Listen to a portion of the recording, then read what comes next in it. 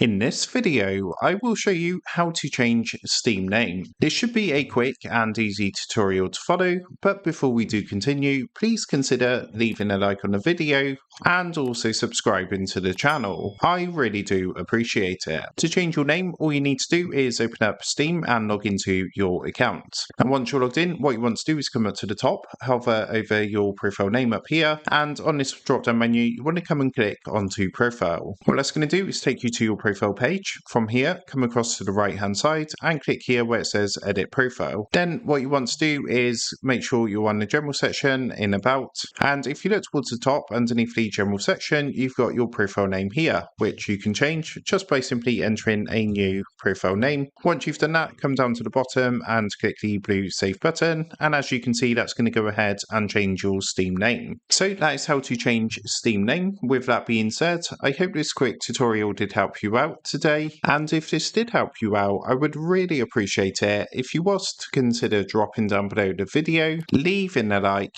and also subscribing to the channel. With that being said, I just want to take a minute to thank you guys for watching this quick tutorial, and I will see you in the next video.